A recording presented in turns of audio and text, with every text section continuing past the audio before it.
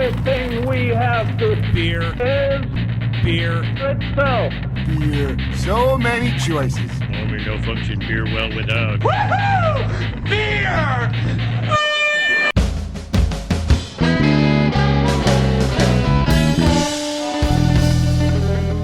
Hello and welcome to another sort of episode of Beer Busters, where we're going to bring you the news and reviews of some wonderful, well, in this case, booze. I'm Dan Baker, joined shortly by my co-host and brewologist Steph Hefner and our fermentertainer, Wayne Baker. Now, the episode you're about to hear is really a companion episode. It's in conjunction with the episode with Kurt and Chris from HiJinx Brewery in Allentown. That's where we learned that Allentown really knows how to get you drunk. This was a first for us, and we want to pass the first along for you. We're excited to share the knowledge that we gained about the craft behind different kinds of alcohol other than beer. So grab a drink, sit back, enjoy episode 68.5 featuring Mike from Colony Meadery and John from County Seat Spirits.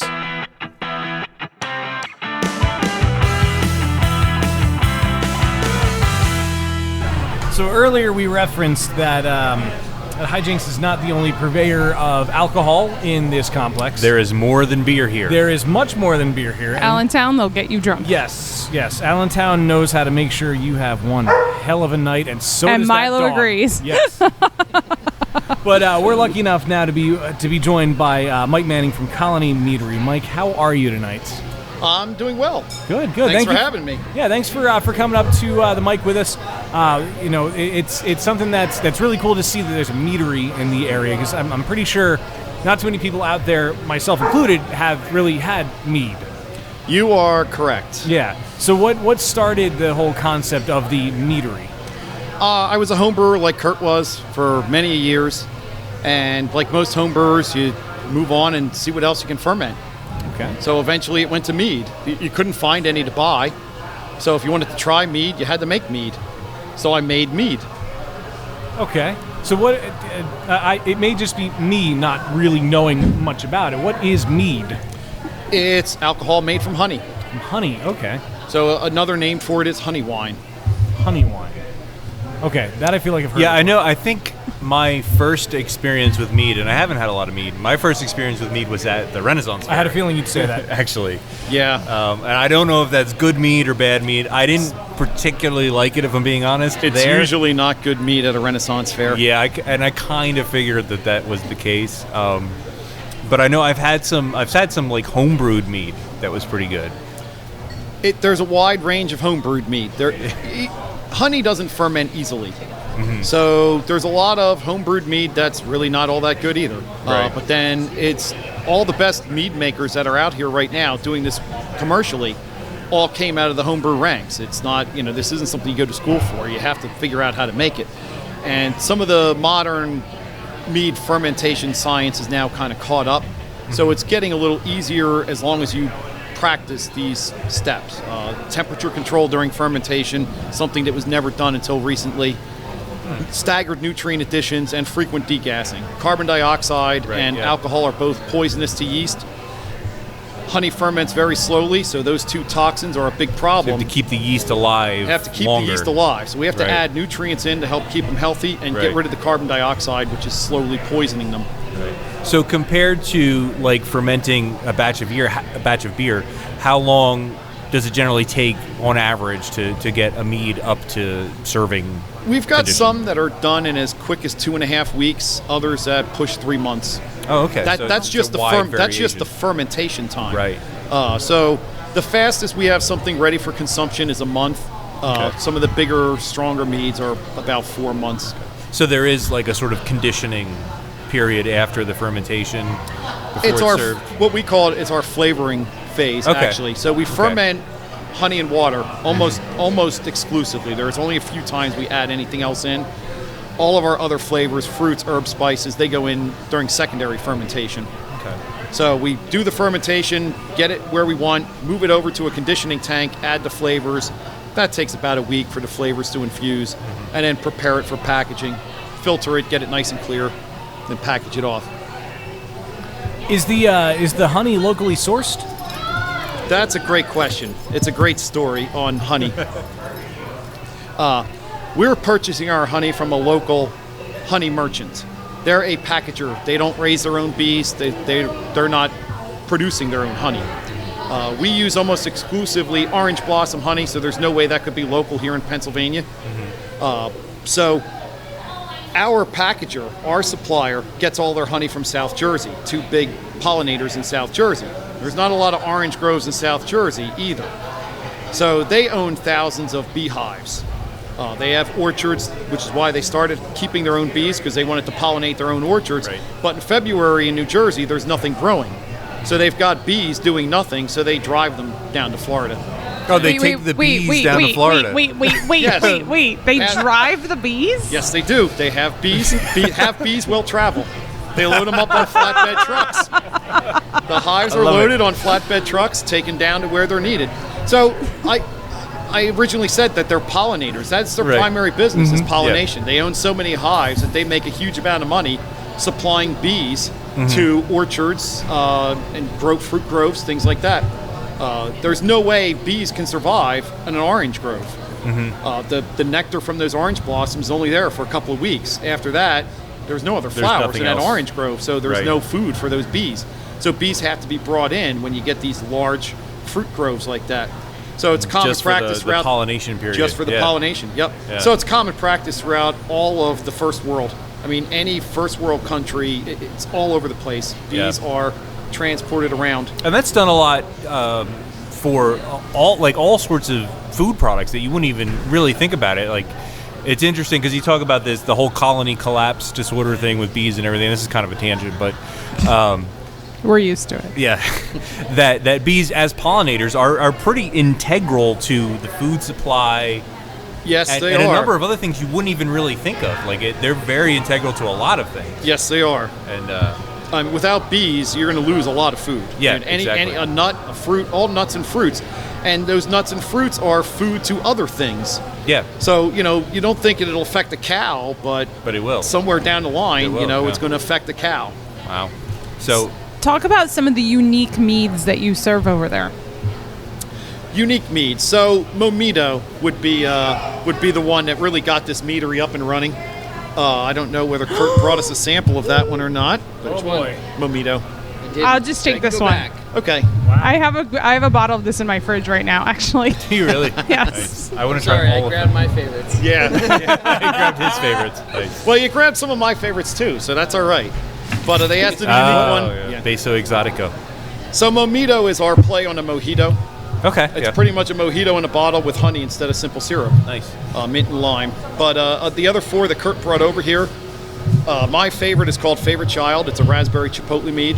Is it called Favorite Child because it's your favorite? That's why it's called Favorite Child. We bounce. My partner Greg and I, we bounce names off each other. Our friends will bounce names off of us, and we'll come up with different names for different meads. The first homebrew batch that I nailed of Favorite Child, I called Greg that night and said, the raspberry chipotle stellar, and it's going to be called Favorite Child. There is no negotiation. Nice. So I'm really curious about the process of mead production, because obviously I've spent a lot of time going to breweries. I've spent a lot of time drinking a lot of different beers. Mead is something that's slightly foreign to me. So I notice of the bottles we have here, we have different colors. I know. Obviously you're gonna have different flavor profiles, and you're gonna have, like you said, flavoring added sort of towards the tail end of the process. Right. But what affects the color, the flavor, the mouthfeel, all the sorts of things that you think about when you think about beer? How does that apply to mead, and where do they come from? So your mouthfeel is going to come from your honey. Okay. The amount of honey that you put in and how far you ferment it is going to change your body and your mouthfeel. The more honey you put in, the more alcohol potential, but the fuller your body's going to end up, because it's not a lot. There's more viscosity going on in there, so it gives you the bigger body, and that gives you the mouthfeel. The amount of sweetness also affects your mouthfeel as well. If you make it nice and dry, you're going to get a very light mouthfeel. If you keep it sweet, you can approach cloying, which isn't good. Right. The colors come from the ingredients that we add, the flavoring ingredients afterwards. So the Buzz, the one that I just poured you guys samples of, is our coffee mead. So we basically throw... I was like, wait a minute, Yep. this smells like coffee. It smells a lot like coffee. we throw in coffee beans into the tank. After the mead's finished fermenting, we throw coffee beans in for a few days, and we end up with buzz.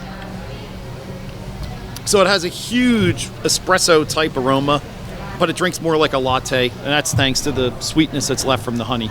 That's the perfect way to describe it, because you're right. When you smell it, it's really intense, bitter coffee, but you drink it, and it's like, oh. It's got that sweetness, and it's it lighter. is just like a latte. Yeah, yeah. Wow, this Really is nice. good. So if you were to make just straight mead, Sorry, Dan looks like he's having an aha moment right Well, now. I'm trying to like figure out where the flavors kind of lie and like what the journey of the flavor is, and like it's an interesting experience. there's that sweetness up front, and then the bitterness of the coffee, but then it like the bitterness of the coffee doesn't hang around too long, and it winds up smooth. But then there's a really familiar, comforting coffee aftertaste Yeah. with it too. Yeah.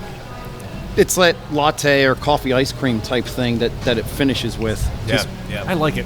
It's really good. I really, really like it. I have to say, the very first time I ever truly experienced mead was coming to Colony Meadery, because I wanted to come here, of course. I'm the beer drinker. My mom is a huge wine drinker, as I think our listeners know. I think we've talked about it enough. Many but times. we've discovered that mead is like kind of what brings us together, because a beer drinker can appreciate and love mead, but a wine drinker can appreciate and love mead. So it's like Sort of the crossroads it's between the two. it kind yeah. of is, Yeah, yeah. because the two of us did a full tasting when we were in there, and we had our different favorites, and of course I liked the ones Those with the sort of- spicy stuff, yeah. but it was a really cool experience. So what's next? This one's really pretty. So the next one it's called a piment. A piment is when you make your mead from wine grapes. So instead of diluting the honey with water, we used Chamberson grape juice. Chamberson's a local Pennsylvania grape. It grows well in this climate, so every local winery makes a Chamberson wine. We used that as the liquid that we added the honey to and fermented that. So it's got this red color because it's a red grape. So that kind of gets back to what I was going to say earlier is if you were to make like just a straight, I suppose, pure mead without adding any sort of flavoring agents, what sort of color would that take on? Would it have like a golden honey-like color? Would it come out more clear? It would look pretty similar to the way this buzz looks. The coffee added a little darkness into this, but not touch, much. yeah. It's very similar to that color. It's a little brighter. So like a than really that. pale, sort of slightly A pale golden. gold. Yeah. Yep. Okay. And it's called a traditional mead, by the way. When there's nothing else added, it's Just called a traditional mead. Okay. It's just amazing how sweet it is, but Yeah. how dry it finishes. It is, yeah. You get like a huge sweetness up front, which is really nice. But then you get a really nice dry finish Is that on a it. characteristic of mead, or is that something you have to work at to get that sweetness but cut it off? It's a characteristic of our meads. Not all meaderies do Mm-hmm. it that way. What I've noticed, and this is kind of an interesting thing that I've found with all meaderies, it seems like you'll find a house flavor to a lot of meaderies, at least the ones that are practicing these modern techniques, where you find similarities in almost every mead that we make, and they will be completely different from the meads made by someone else. But when you try all of his meads or her meads, they all have some similarities. Some sort of je ne sais quoi, if you will. It has something to do It has a lot to do with what that particular mead maker likes. So he strives to make meads that vein. have that type of thing. Right. This is one of my favorites, Mike. The Chamber of Sin. Chamber of Sin. Chamber of Sin. I hate sweet, but this sweet is sublime. Thanks. Club soda. This is Sure, like, spritzer. it's. And I know that sounds bad, but damn, this is good. It's just too sweet for me, so that would be good. dumb it down with a little bit of. There's only 4 bottles left.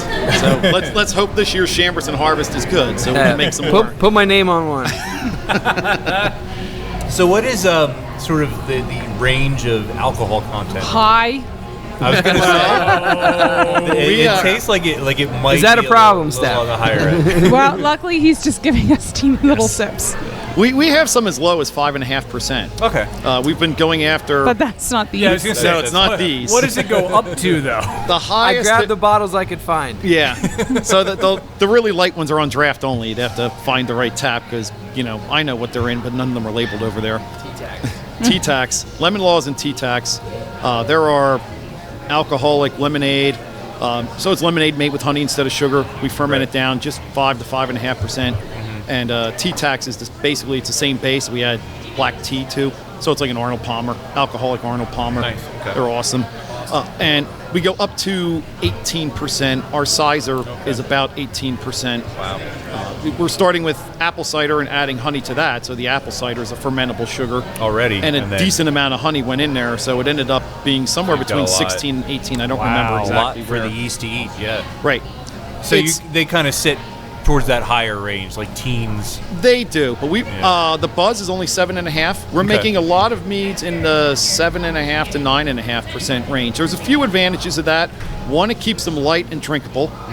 Two, we can make them faster. Right. Yeah. So we can turn it, and as long as we're making them good and people want to buy them, if you can make them fast and good, that's Then even better. Even better, yeah. Right. Absolutely. The So mead- a sessionable mead would be what? 6%? Session meads are 7%? considered anything below 10, I Wow. believe. Yeah, it's That's still up That's there. like Dan's standard of sessionable. Almost. We're, almost. Wow. We wanted to bring that number down, so we're doing a lot of 7.5s, and now with these 5 and 5.5s, Yeah. we're hoping to bring the session mead level down and say, hey, you can still make Easy drinking. easy drinking mead. It doesn't have to be the Renaissance fair sweet stuff. T-Tax is one of my favorites. It's moved up in my list. So when someone asked me what my second favorite was, I said it was Momito, but I'm not sure. It might be T-Tax. So favorite child is kind of a misnomer there, right? Oh, no, it's still his No, favorite. I already told these guys. That's Yeah. my Oh, favorite. so I I gave them missed the that. We story. already went there. Well, Yeah. Yeah, How that was does- when you were I- fetching samples. I didn't get a sample, so Well, we didn't pour that yet. I'm saving the best Oh. for last. Yeah. So we're moving to I'm a little Beso impatient. Exotico now. This was inspired. I was cooking Mexican one night, flipping through my cookbook, and saw a recipe for mole, the chicken mole. And I'm like, that would make a fantastic mead. So I just started digging through mole recipes and found out what is the most common ingredients. Oops, sorry, folks. Little glass banging. It happens. So it turns out that every mole recipe has a few things in common. They all have chocolate, they all have cinnamon, and they all have some form of chili pepper in them. Ooh, you get the cinnamon right out of the aroma. So Oh, that's yeah. what I did with Smells this. amazing, I yeah. just went chocolate, cinnamon, and some cayenne pepper. Oh my God. But I made a bigger mead, 16.5% mead, so there's a lot of sweetness in there.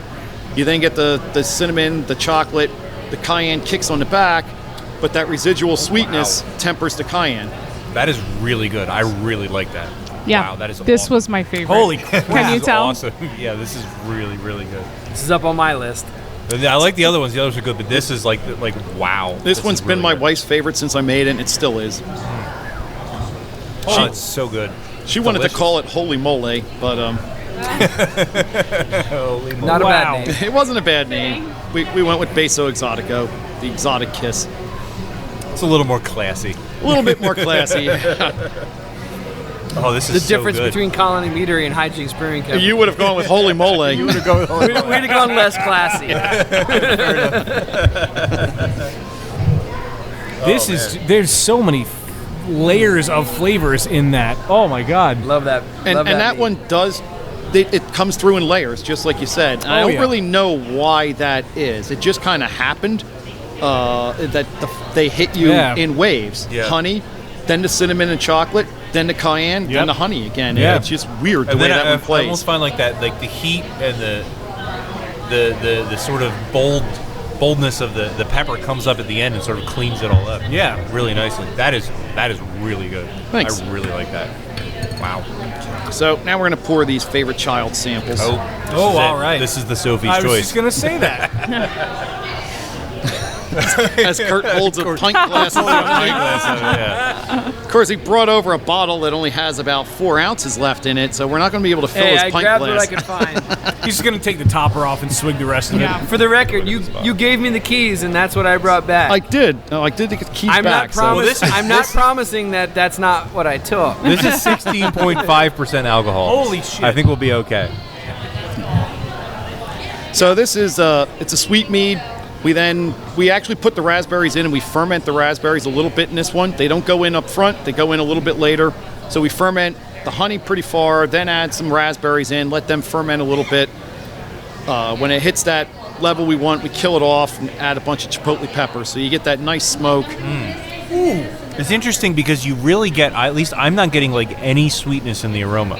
I'm getting No. like that peppery, spicy, Smoky, nice, yeah. smoky. Yeah, it's really interesting. But then when you take the sip, it's like you said, you get the sweetness, then the spiciness, then the smokiness. And the smokiness kind of hangs there to blend with the spiciness. You know, I think I can honestly say I've never had anything like this. Yeah. Yeah. Like this I'm with is you. really unique. I like it. I think I like the last one a little bit more, but this is really interesting. Very So you're unique. saying this is Very not unique. your favorite child? It's not my favorite child. It's maybe my second. My oh, second there's favorite the heat. child. Oh, there's the heat. It just came up. Wow. So Mike got finished brewing a batch of this, fermenting a batch of this, and he's like, I got all these chipotle peppers that were in the batch with raspberries. So he brought us over a bucket of chipotle peppers. Oh God. So I took the peppers home, and I made homemade barbecue sauce. Oh my God. Oh my God. Holy shit! Oh my God. That sounds amazing. I haven't tried that yet. I really wish I would have brought that sauce tonight. For That the, would be for the perfect on wings. wings, yeah. Yeah. Oh my God! The jar you gave me is still over there. It's being saved for the Bridgeworks barbecue at the end of the month. And there you have it. So come back. If you want to come back, Yeah. August 30th, I'm bringing my smoker in. I'm going to do a brisket, a pork shoulder, and a turkey breast. The peppers that came out of this batch, and the sauce. And I never made barbecue sauce from scratch. I took it. I stab in the dark. Yeah. And oh my God. And I can't take any credit for it because everything that you're tasting in this mead comes through in the barbecue sauce. It's sublime. It is I can amazing. just imagine. Yeah. August 30th, people, you need to get here. Yeah. Yes. Come on. Please. You need to get here. So good. Holy crap. Mike, it was amazing to meet you. Thank you. Thank you so much for coming This is and awesome. sitting Yeah. down with us. I had a Your good time. product is superb. I It do is. Thanks for the have compliments. Delicious. one last question. In One my, last question. My ignorance of mead. So, what is the standard serving vessel for mead? A pint glass. Because I It know depends on who you ask. Oh, pint wait, glass is that's Kurt's answer. probably too much. So I'm curious. There isn't one. There's just sort of We tend to serve it in wine glasses. Okay. But we kind of like the stemless wine glass as opposed to Oh, a stemmed yeah. one. I always But feel really cool when I have one of those in my hand. they just feel better. And when you knock them over, they don't always break. A stemmed one, every time you knock it over, it breaks. At least a stemless one, it has a chance of surviving. Right, But there right. is no standard serving vessel for mead. Sort of It's whatever. just, it's a whole new industry. It really is. Yeah. It's just, we get to forge the market. That's That's pretty the cool. great thing That's now pretty is cool. we're trying to define. imagine- this is what mead should taste like. It's something that's been sort of a homebrew hobbyist kind of thing for a while, and it's just now starting to have a commercial footing. It's the newest, oldest beverage in the world. Is that the best way to I put like it? that. I mean, That should be That's your pretty slogan. good, dude. That's pretty Yeah. good. Newest, oldest beverage it's in the older world. than I love people. it. It's older than people. Drink it. It's older than I mean, people. it can make itself in nature. So, a flooded beehive, wild yeast in the air will Yeah, make some really it'll make bad mead, but it's still mead. But it's still mead, right? So all the ancient civilizations found it. Right. Wow. That's why it's in all those ancient cultures, That's- references to it, and it predates humans. Wow. Nice. But That's it was awesome. bad. Now It it's wasn't good. good, but yeah, now it it's was really there. good. So it's the newest, oldest beverage, however you want to put it. I like that. That's awesome. Awesome. Wow. Very cool. Yeah, Mike, thank you so much. No, Fist thank you bump. folks for Fist having me. bump Thank from you. Kurt. Thanks for Kurt for inviting me. Awesome. That was awesome. Thank these guys, not me. So we just experienced mead, but then to kind of round out the boozy experience that is this complex, we have John with us from County Seat Spirits. John, how are you? Good. Good. Good. Sorry. Well, thank you for coming up to the table. And you have some wondrous bottles that are with you. Right. And I'm very anxious of what's in them. Very excited for what's in them. So, county seat. How long has this been in existence? We've been producing since December, and we opened to the public in the middle of February. All right. This year. What was the inspiration for it? Well, I aged out of my job, so I was looking for something else to do. I was an air traffic controller, and it made us retire at 56. Wow. I was just listening to air traffic control stuff online earlier. So For Area 51. Yeah, points. exactly. I was looking for something else to do, and I'd been considering distilling for a while because it seems that this business is where the craft brewing industry was, probably 15 years ago. It's still kind of wide open. Plus, they changed the laws a couple of years ago, so it's a little bit easier to get a license to do it. Well, that's always good. And I wonder how because you can't legally distill at home. That's correct. You can make your own wine, you can make your own beer, I assume you can make your own meat as well. But you can't distill as sort of like a hobby. So how did you get into the craft of distilling? Well, I tried, did as much self-education as I could, reading, going online, and then visited a bunch of distillers to see how they do it. And, attended a seminar on distilling, where you try out some equipment and actually do the distillation with somebody that's already in business. Okay, so you had some sort of like hands-on experience in a legal way before you actually started. Very nice, very nice. And I agree. I think that craft spirits is kind of a burgeoning industry as craft beer was maybe 15, 20 years ago. And it's interesting to see where it's going. Even a lot of the big-name breweries like Rogue distilleries, Dogfish does stuff. But yeah, they all, so it is definitely an industry that's up and coming. Right, and my business partner is also my nephew. And I just coincidentally found out that he was interested in the distilling as a business also. So his mother, my sister, got us together, and we met the guys at Colony more than a year and a half ago. And we found out that HiJinx was coming into the building, and we thought, let's see if we can get in here too. Make it a trifecta of spirits in the same building. Nice, very nice, very nice. That's right. And we get the horns over there. And again, Allentown, they will get you drunk. Yeah, Allentown knows how to get you drunk. So you've got a few bottles that are with you now. I saw your sign earlier in the hallway. So you've got gin, vodka, and rum that you currently That's correct. do. Okay, but I've heard rumor that there will be bourbon in the near future. Yeah, we've actually produced quite a few barrels of bourbon. They're aging as we speak. It's just one of the things that has to mature in barrels for as long as it takes. And we're anticipating that the size barrels that we started with, which are 15 gallons apiece, it should take about a year. But we could taste it at the end of the year. If it's ready, we'll bottle it. If not, we'll just have to put it back on the rack and wait a few more months. So it's just one of those things. It's ready when it's ready. Very nice. Well, let's taste some of this deliciousness. I kind of feel like a novice. I'm not used to feeling like this. I know, this is new. I don't know what to expect, what it should taste like, what I should say. And to be honest, for me, my experience with spirits is mostly like in a mixed drink. Right. Like Or shots of Jaeger. Or shots of Jaeger at Christmas. We're German, come on. That's what we do. It's what we do. So am I, but tequila is my spirit of choice. I love a good margarita. I actually don't really like tequila. Jalapeno margaritas. Yes. So what are we going to start with? Now, what should we start with? Right. Well, I didn't bring over everything. I didn't bring the vodka because vodka is a pretty neutral spirit, and there's nothing really unique about ours. It's I hate to say it. It's good vodka, but it's vodka. But our rum's a little different. It's white rum. But What's the difference between rum and white rum? Because isn't all well, there's like dark rum and light rum. The color. Right. All the rum starts out white. What's different about our rum is that we use a whole sugar as a base, whereas most distillers use molasses. So it's a lighter taste, and it doesn't have the typical rum aftertaste. So It's the molasses is what usually makes it the darker color. Well, no. Well, the molasses just gives rum its typical rum aftertaste. Okay. Whereas we don't have that. The color comes from either something you add to it or from aging in a barrel. Or from the barrel. Oh. Right.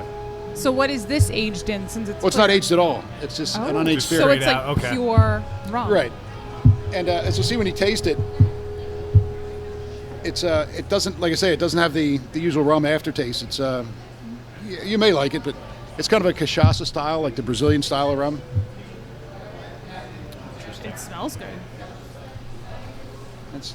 I should also point out that Wayne has Coke also, so we might be able to do a rum and Coke. I do, yes. Coca-Cola. Thank you. Coca-Cola, yes, not to be confused with anything else. Although my bottle of Coca-Cola does say Neil, which is not my name. Well, you have to share it with someone named Neil. Yeah, all these spirits are generally, most people will mix them with something, but it's good to taste them on their own to see what they actually taste like. What is the proper way to sip this or to drink it? Just down it, or any way you like. Just, you can sip there's it. no rules. Down the hatches. I'm used to all the beer rules of how to. Yeah, sniff it, smell it, look at it, sniff again, Okay, open your it mouth. smells like. I agree. I'm a sipper. I mean, I think anything, me personally, anything you consume, right? Wow. Get the experience. So I normally ask. I'm always the one who says, "What's the ABV on this beer?" So what is the proof on this rum? It's 80 proof. 80 proof. Okay. Now, is there, as far as like different spirits like rum and gin and bourbon, is there like an average like sort of proof range for each style, as it were, or is it just sort of? No, there's different. There's reasons to adjust the proof up or down. 80 is kind of standard. Right. It's just sort of a middle of the road. Yeah, it's if you make it too high in alcohol content, it's a little harsher. Mm-hmm. But you'll notice like on our gin is 94 proof. Okay. And the reason for that is a couple things. First of all, it's got a lot of suspended botanical oils in it, so having a higher alcohol content keeps it nice and clear. Okay. Whereas if we proofed it down lower, it might tend to get cloudy, particularly if it got cold. Also, bartenders like it with chill the haze. Chill haze. Yeah. Bartenders kind of like the higher proof because if they mix it with something, the flavor of the gin still gets through the mixer. Whereas with rum, it's more, you just add more rum if you want. It's usually not something that people are really looking to preserve the flavor of. I love the sugar character in this rum. It's so clean and fresh but a lot of flavor. Yeah. It tastes like you're kind of like chewing on a, Sugar not that cane. I've ever done this, but Right. a Sugar piece cane. of sugar cane. It's really good. Well stated. Yeah, this is as close as you can get to traditional rum without having access to sugar cane. Fresh cane. The basis we got, the stuff's called panela, but they basically just crush the cane, dry it out, and then we get it, and we just rehydrate it and ferment it. So there's nothing added, nothing taken away. It's just, and it's also, even though it's grown in Colombia, it's USDA certified organic. Oh wow! I'm not sure exactly how that works. Must be one of those trade deals, but somehow you can put that label on it. Yeah. So I see it says 40% volume. Yeah, 40% alcohol by So would that be like 40 ABV? Yes, and then so proof is a scale of 1 to 200. So 40% so that's is like 80 proof. ABV times 2. Right. Yeah, that's always been my understanding of it. Right. And what is the reasoning? Like I've always known that proof is twice the percentage of alcohol, but why is it twice? I'm not really sure. Is this sort of the way it's always been done? Yeah, like a lot of this stuff goes back to the British Empire for some reason. So this probably does too. Right. Yeah. I know that for the Navy strength rum, it's 50% alcohol by weight instead of volume. Volume, so it's actually over 100 proof. And I guess that was the lowest concentration of alcohol that you could wet gunpowder with and still have it ignite. Oh, interesting. Huh. That's really interesting. I'm not sure why that's useful to know, but I guess it did. It's interesting. I love trivial facts. And that's a trivial fact. I learned something new today. I'm happy. Yeah. If you're in some kind of naval battle in the British Empire, I guess that was important information. Right. Wow. So the rum is fermented, just sort of basic sugar. Yes, exactly.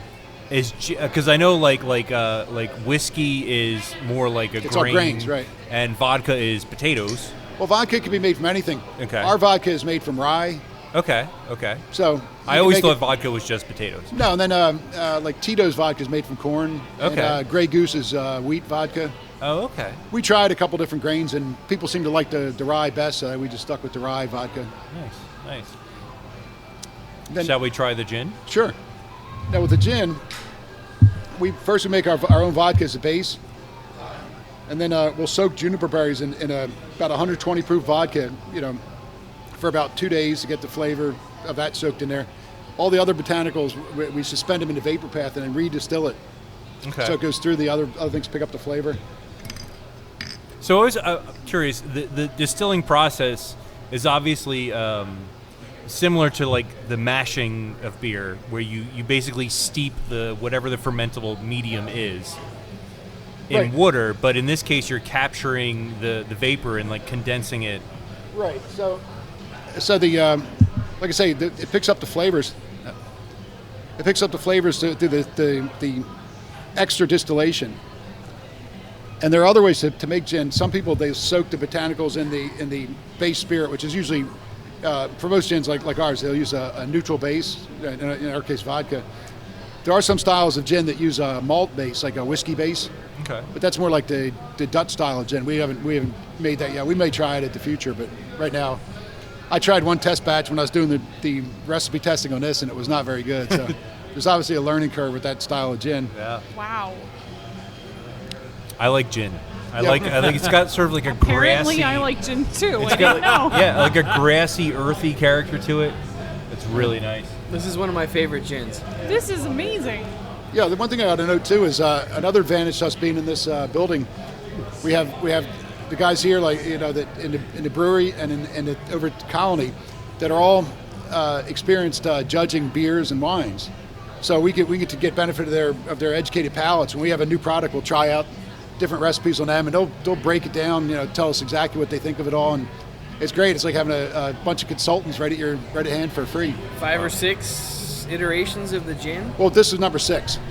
We got the 6 and tried different things, and 6 was the clear winner. Otherwise, we just would have kept going until we got it right, and that's what we tried to reproduce on the larger scale. So what makes the gin? You say you start with a vodka base, which you Right. guys make with rye. You said Right, that's correct. So it's fermented rye, and then so what takes it from being vodka to being gin? Well, basically, gin is basically a flavored vodka. Okay. And juniper is the I guess the characteristic taste of gin. Right. Mm-hmm. And I think originally it was done to kind of cover up for poorly made alcohol back hundreds of years ago. Yeah. But then people actually liked it, and they refined it over the years to get it a much more pleasant product to drink. As far as the other botanicals, people use a lot of different things. If you look at the liquor store at Bombay or Tanqueray or whatever, they all use different flowers, citrus, all kinds of different flavorings to get the kind of taste that they want. In our case, the main difference with our gin from most is we use elderflowers as part of the botanicals, and there are some gins that do that, but it's not the most common. So, and we also use coriander. Everybody uses coriander. That's a pretty standard in gin. Right. Okay. And we do have citrus in there. We have dried satsuma peel, and then we have fresh citrus zest to get a little extra citrus, lift. Grains of Paradise gives a little complexity. It's like a real mild pepper. Mm-hmm. And that came up in the recipe testing. One recipe we tried, we put in black peppercorns, and I kind of liked it, and some other people did, but it was a little bit too much of the pepper taste. Right. So the Grains of Paradise gives you the same effect without it being so noticeable. I always found that gin is a really good cocktail spirit, I think, because its flavor is bold enough that it kind of stands up to a lot of things. Right. Whereas, like, you mix vodka with something, it just It's kind just in there to get you it tastes drunk. like Right. something with alcohol. Oh yeah. Right. But gin, I always like gin and tonics or gin with like a little lime or something like that. And I think it's because that sort of earthy, spicy character Right. can hold up to a lot of other things that are added to it. One of my favorite drinks along the way, I think it was in college the first time. It was lime-infused gin with like Mountain Dew. And it was actually surprisingly And good. we're back to antifreeze. Anyway, full circle. Yeah, but it was really good, and that's where I first got my appreciation for gin, and now I appreciate a good gin and tonic myself. I think it's one of the classier cocktails that you could have. One of my favorites, if I may, is so I come in on a Saturday morning. Not saying I did anything wrong on a Friday night, but I come in on a Saturday morning, I go visit John, and John makes me a Moscow Mule. Instead of using vodka, he uses his gin.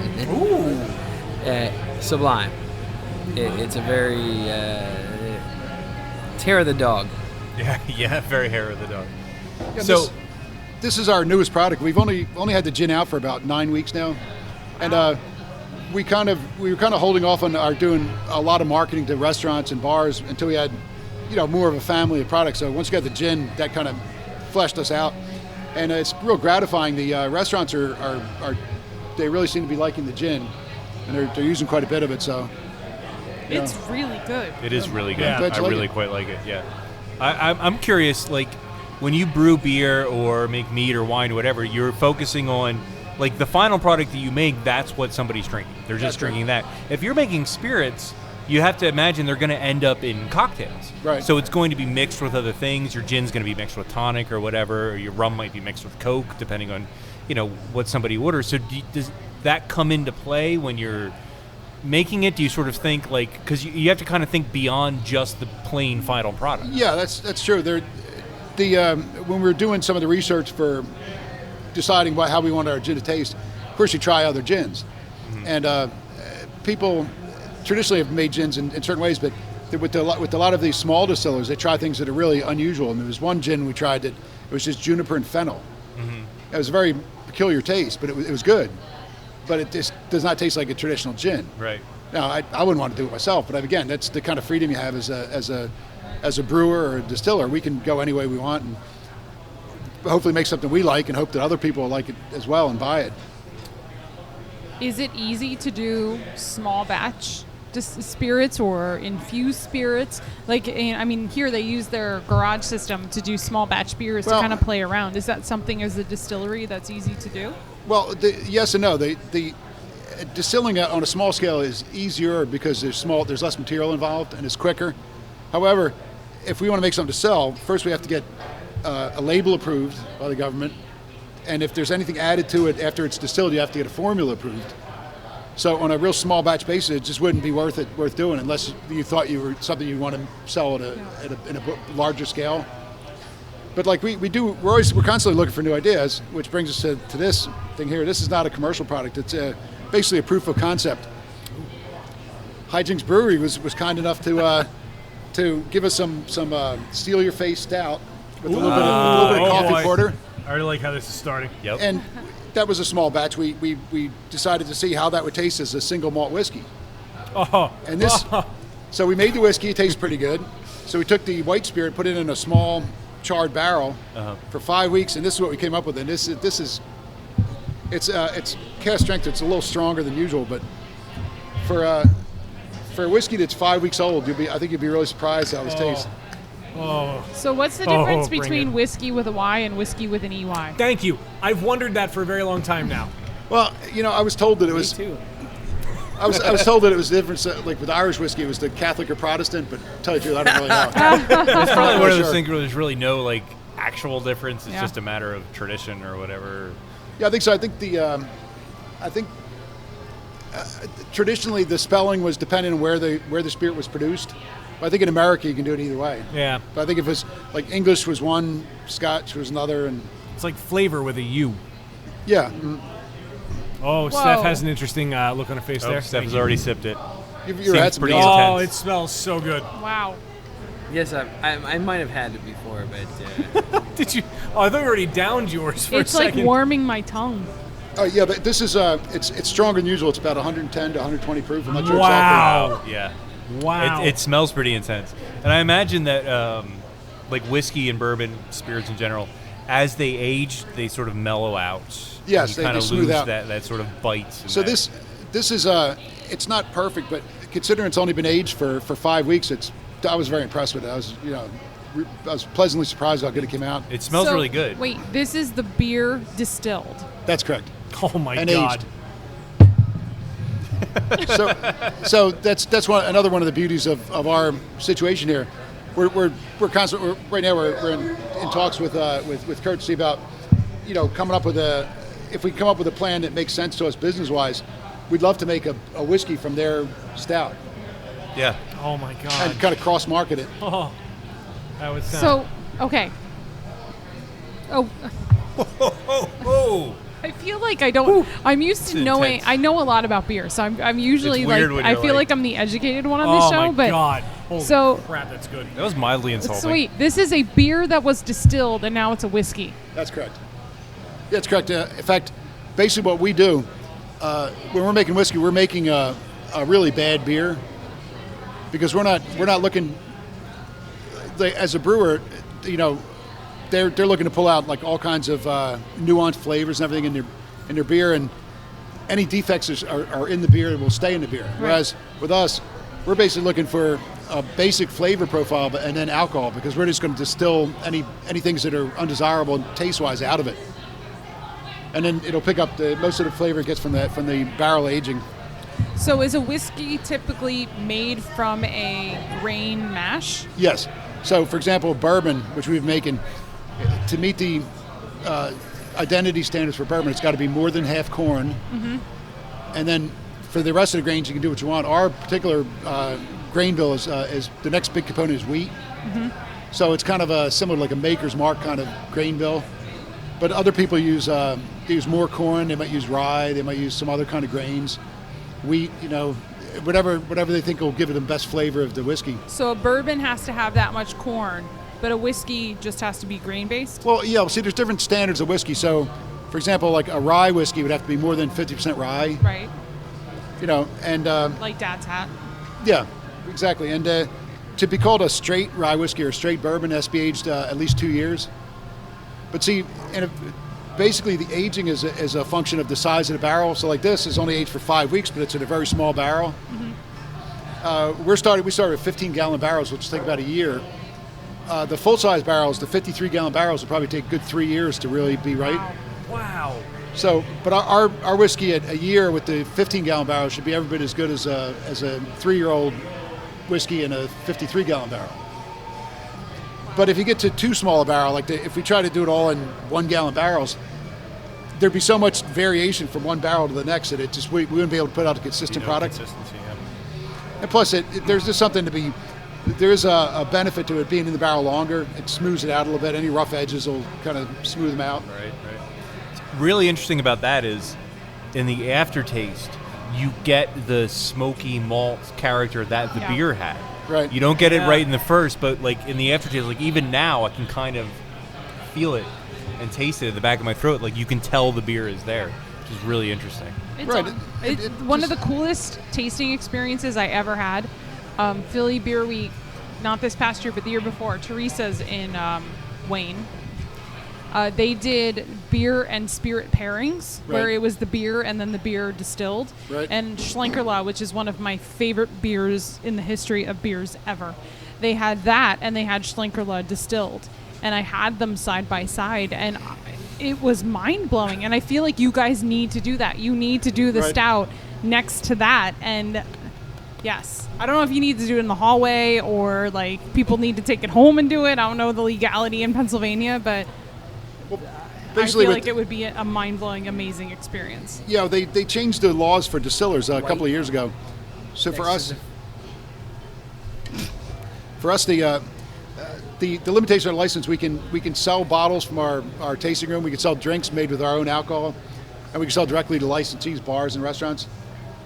So we can't sell other places, but we can give away tastings. So we do that sometimes. We'll go if there's a charity function or something. We'll show up and just give samples of our products, just so people know that it's just marketing, so people know who we are and where we are, and if they like the stuff, they can come and buy it. At some point in the not too distant future, we'll be in the state stores, but we're not in there yet. Wow. Oh, here's the unaged version of this. Oh my God. Oh, really? I'd like to try that. But basically, like I said, this was basically just to prove the concept, and basically, to my satisfaction, we can make a really great single malt whiskey with their beer. That's really good. Yeah. I mean, I think if I had to choose, like, of the three we've tried, like, favorite-wise, right, it would go in the reverse order we tried them. Right. Well, that's that first, and then the gin. Yeah. The aged products are always going to be not better, but I mean more complex than unaged spirits. Right. Yeah. Mm-hmm. So our bourbon should be good, but again, we just have to wait till it's ready to serve. It's just can't rush it. So this is that. Yeah, but this is that not before in a barrel. Right before it went into the barrel. See, this kind of blows my mind though, because this beer that this is based on is a very, very dark beer. Right. Well, the distillation takes all the color out of it. It takes all of the color. Yeah, everything will come off the still looking like this, whether it's a whiskey or rum. So, again, any color it picks up will be from either something added to it or the effects of being in a barrel. Yeah, so you're basically any colored liquor has been in a barrel. In a barrel, right? And that's where like or had something. Yeah, added. some of the rums, they'll put different flavors in there, but they'll also put in caramel color to give it the impression of being old. But it's kind of like colored margarine. It just It doesn't. Wait, should I add water? It doesn't affect the taste, but it just makes Drop. it just makes it look better. It'll taste like Hershey's cocoa powder once you add the water. Yeah, I can see that. Really. Oh boy. Give me some vapors. Woo! It's 120 proof. Yeah.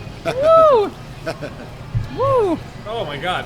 Woo! Woo Allentown, indeed. they will get you drunk. That was pretty intense. Wow. So That's how we roll. The distilling process is basically like evaporating and recondensing. Basically, yeah. When you want to distill, you'll heat up the liquid in a still, obviously, and then you want to take the fraction you want. So at the first part of the distillation, you start getting what you would call heads or fours. It's the lower boiling point alcohols that you don't want to drink. Okay. Acetone, things, just odd things like that. They'll come out at a lower temperature. So you take that, you separate it from the thing. Then, you kind of from experience and from taste, you pick the temperature where you start collecting. They call that next section the hearts. That's the part that you want to keep. Okay. And then towards the end, you get into an area that's called tails, where you're getting, higher boiling point alcohols, and you start getting more of the, oils and things that are in the mash that come through. And depending on what you're making, if you're making something like a vodka or rum, you really don't want much of that at all, because you just want the hearts, just right. the pretty narrow cut. For something like a bourbon that's going to be aging in a barrel, you do want a little bit of the tails, because it adds a lot more complexity to the finished product. Whereas if you're drinking it as a white spirit, it would not be desirable, but as an aged spirit, it's better, because if you took too narrow a cut, your bourbon's going to come out kind of dry and hot and uninteresting in the flavor. Okay. So it's just a matter of, that's where the craft part comes in. You got to pick the spots you want The it. timing. Right, and it's where all you done. choose, yeah. It's all done by temperature. So the better you can control the temperature, the more precise you can make the cuts. Just like fermenting. Exactly. Yeah. Wow. Wow. And see, that's Well, it is another thing fermenting, with but- our fermentations. For beer or mead, they want to control the temperature and have it's usually a much longer process, because you want to get all the subtle flavors. Whereas with us, we generally have hotter, faster fermentation. So for rum, for example, we're usually done in 3 days from Right. start to finish in the fermentation, and then we're just going to distill it. Same with the whiskey; it'd take anywhere from 3 days to maybe a week, but we're not looking for the real subtle flavors in the fermentation stage. We want to get them in the finished The product. distilling. Right. Right. Wow. Really interesting. So we all start basically with the same ingredients, but we're doing different things to them. The brewers want to get the flavor profiles they want. They want to add the hops and things that they give it the characteristic flavor of things. Whereas us, all the flavors that we're going to get is something that we can distill through. Mm-hmm. So like if we started with a hopped product, the hop flavor is going to be distilled right out. We're not going to get it. You will be gone in the end. It's gone. Yeah. Wow. So there's no sense even putting hops in there, because we're not going to be able to. You're not going to get them. Yeah. Although I've heard about people putting hops in finished whiskey. You but say you could dry. I've never hop. tried it. Dry hop whiskey. Dry hop whiskey. that'd be Interesting. I've never a tried. little weird. I've never tried the Why hopped not? whiskey, but it's popular on the West Coast. So Be interesting. I we don't may know. may try it at some I point. try it. Yeah, I would I'd try give it it. a shot. Definitely. Absolutely. Definitely. I have Wow. learned so much. Yeah, This me is too. really- between the mead and the spirit. I mean, no offense, the beer was awesome, but we already know a We lot know about how it. your crap works. We know how beer is made. We don't know how mead and spirits are made nearly as Wow. well as we know how beer is made. So it's really interesting. Yeah. I hope that whiskey makes it to market, because that's if we were going to pick a favorite, I think that's my favorite. Yeah, I definitely like that. I That's can really good. just see myself sitting there with that No. over ice with a cigar on a nice late The summer gin. evening. I'm sorry. The I'm going to gin- interject. The gin is my favorite. Which is awesome, and I'm going to kind of give you a little bit of a gin, kung fu gnome, and cranberry juice is a great cocktail. Holy crap! Interesting. Do you and have I'm any also- cranberry Brian. juice? Brian, do we have cranberry juice? Do we have any cranberry juice? No bueno. We probably have some. Oh, he might have some. Oh my god! I think we can make you a cocktail. Oh my god. This is Brian, Allentown will get you drunk. and this is Brian's creation. So Brian is one of our brewers. He is the mixologist. He loves He's to the make beer cocktails. cocktail maker. Yeah. Wow. And gin, cranberry, and kung fu is one of his creations. Awesome. And it is awesome. and Milo loves it too. Milo says yes. John, thank you so much for sitting down Thank with you. us. My This pleasure. was very It's educational been too. delicious. It's been enlightening. Yeah, to say the least. Thank you I so might have much. to start visiting distilleries. probably a bad idea. I'm sure Rich is thrilled with that. No. So just for future reference, the whiskeys, there's a lead time because of the aging involved. But the bourbon we hope to have out by the end of this year, and any other products that we make, as they become available, like I say, you can find out information on our website or from these guys. Yeah, we're always looking to do something interesting. Yeah, that's awesome. There's County Seat County Seat Spirits Spirits. here Awesome. in Allentown, Pennsylvania. Got John, so many things to plug. yeah, exactly. John, thank you so much Thank for you. Awesome. the booze and the lesson. Yeah, my Great pleasure. experience. Well, that brings us to the end of this companion episode of Beer Busters. And on behalf of Steph and Wayne, I'd like to give a huge, huge thanks to Mike from Colony Meadery and John from County Seat Spirits for coming in, sitting down with us, and teaching us a lot about more than just beer. So now we are well-rounded drunks.